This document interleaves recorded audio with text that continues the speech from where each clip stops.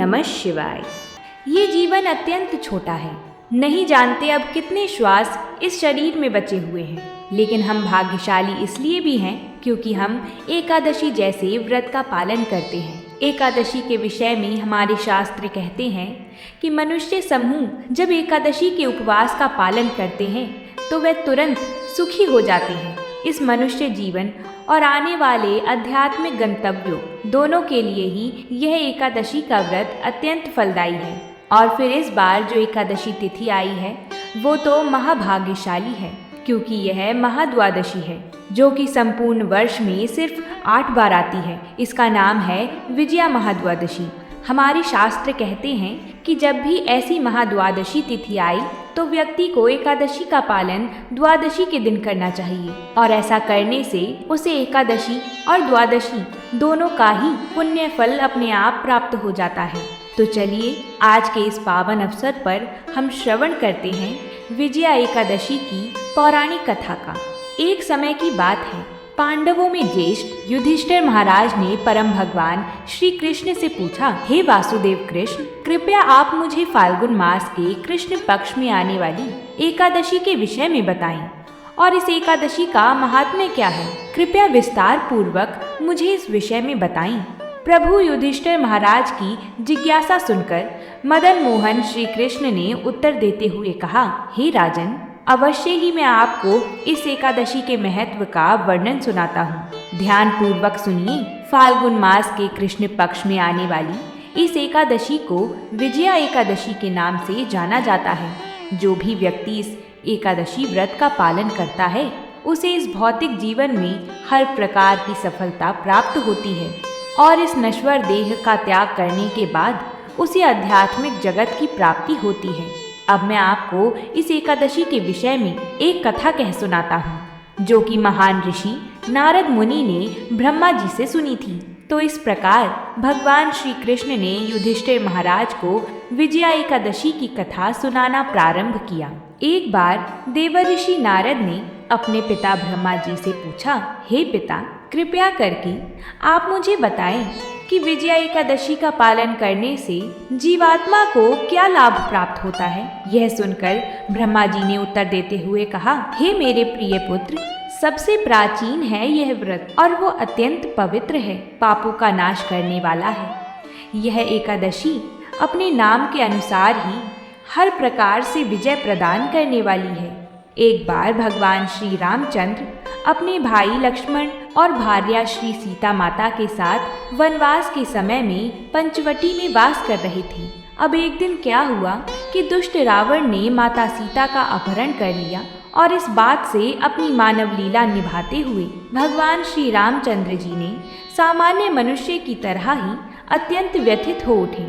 वह जब माता सीता को खोज रहे थे उस समय उन्हें मार्ग में जटायु मिले, जिन्होंने किस प्रकार दुष्ट रावण ने माता सीता का अपहरण किया था उसका पूरा वृत्तांत कह सुनाया। उसके पश्चात जटायु वैकुंठ लोक में चले गए। कुछ समय बाद भगवान श्री रामचंद्र जी और वानरों के राजा सुग्रीव के बीच मित्रता स्थापित हुई, जिनके साथ मिलकर उन्होंने वानरों और भालुओं की एक बड़ी सेना तैयार की। श्री राम ने हनुमान को माता सीता की खोज करने के लिए लंका भेजा, जहां हनुमान ने माता सीता को भगवान श्री राम की अंगूठी दिखाई और उनका संदेश भी दिया। वापस आकर हनुमान ने अशोक वाटिका में दुखमयी स्थिति में रह रही सीता माता की स्थिति का समाचार श्री राम को कह सुनाया, और उसके पश्चात भगवान श्री रामचंद्र जी बिना विलंब किए शीघ्र ही दक्षिण के समुद्र की ओर निकल पड़े।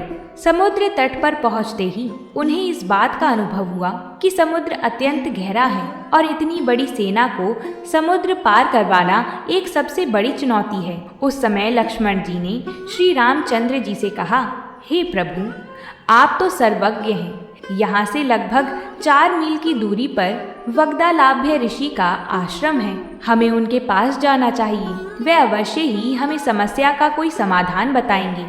लक्ष्मण की बात सुनकर श्री राम और लक्ष्मण वग्दालाभ्य ऋषि के आश्रम में पहुंचे। वहां जाकर उन्होंने ऋषि को धन्यवाद प्रणाम किया और प्रार्थना की। भगवान श्री रामचंद्र और उनके सनातन साथ श्री लक्ष्मण जी को देखकर महान ऋषि महान ऋषि समझ गए कि यह कोई सामान्य मनुष्य नहीं अपितु परम भगवान पूर्ण पुरुषोत्तम स्वयं है। उन्होंने श्री राम को संबोधित करते हुए कहा, हे पुरुषोत्तम, आप मेरे जैसे तुच्छ मानव की कुटिया में किस प्रयोजन से पधारे हैं? मैं आपकी किस प्रकार से सेवा कर सकता हूँ? प्रभु श्री राम ने उत्तर देते हुए कहा, हे ऋषिवर, मैं यहाँ इस विशाल समुद्र के उस पार स्थित लंकापुरी पर आक्रमण करने और मेरी पत्नी सीता का अपहरण करने वाले दुष्ट रावण का संहार करने के लिए आया हूँ। मेरे साथ मेरे वानरों की सेना भी है। कृपया आप हमारा मार्गदर्शन करें कि किस प्रकार हम इतने विशाल योजन वाले इस समुद्र को पार कर सकते हैं। ऋषि ने कहा, हे श्री राम, मैं आपको एक ऐसे व्रत के विषय में बताऊंगा जिसका पालन करके आप रावण के ऊपर अवश्य विजय प्राप्त कर पाएंगी और आपकी कीर्ति पताका 10 दिशाओं में लहराएगी। फाल्गुन मास के कृष्ण पक्ष में आने वाली विजया एकादशी का श्रद्धा पूर्वक व्रत पालन करने से आपकी विजय निश्चित है। अब मैं आपको इस व्रत की विधि सुनाता हूँ। दशमी के दिन सोने, चांदी, तांबे अथवा मिट्टी का एक कलश स्थापित करके कलश को जल से भरकर आम के पत्तों से उसे सजाएं। उसके ऊपर भगवान नारायण के स्वर्ण विग्रह की स्थापना करें। सप्त धान्य का आसन बनाकर उस पर इस कलश को स्थापित करें और अगले दिन विजय एकादशी पर प्रातः ब्रह्म मुहूर्त में स्नान आदि करके स्वच्छ होकर इस कलश की पुण्य स्थापना करें। फूलों की माला और चंदन के लेप से उसे सुशोभित करें। कलश के ऊपरी हिस्से में अनार, नारियल और जौ रखें। अब पूर्ण भक्ति भाव और प्रेम पूर्वक इस कलश रूपी विग्रह की पूजा करें। उसे धूप, दीप, चंदन, फूल और प्रसाद अर्पित करें। एकादशी के दिन संपूर्ण समय उसके सामने बैठकर हरि कथा का पठन और श्रवण करें। रात्रि में भी उसी स्थान पर जागरण करें। दूसरे दिन प्रातः उस कलश को किसी पवित्र नदी या जलाशय के समीप स्थापित करें और विधि पूर्वक पूर्ण उसकी पूजा करें।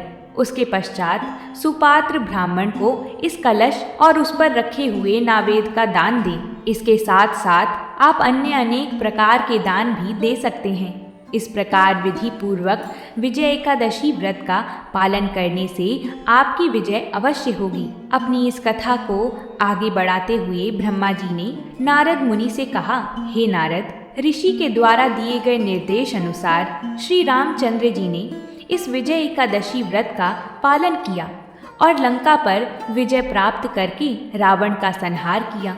इसी प्रकार जो भी व्यक्ति विजय एकादशी व्रत का पालन करेगा उसे इस भौतिक जीवन में विजय और सफलता प्राप्त होगी और जीवन के अंत में उसे आध्यात्मिक गंतव्य भी प्राप्त होगा। ब्रह्मा जी और नारद मुनि के संवाद का समापन करते हुए भगवान श्री कृष्ण ने युधिष्ठिर महाराज से कहा, हे राजन, जो भी व्यक्ति इस विजया एकादशी कथा का पठन और श्रवण भी करता है उसे वाजपेयी यज्ञ का फल प्राप्त होता है।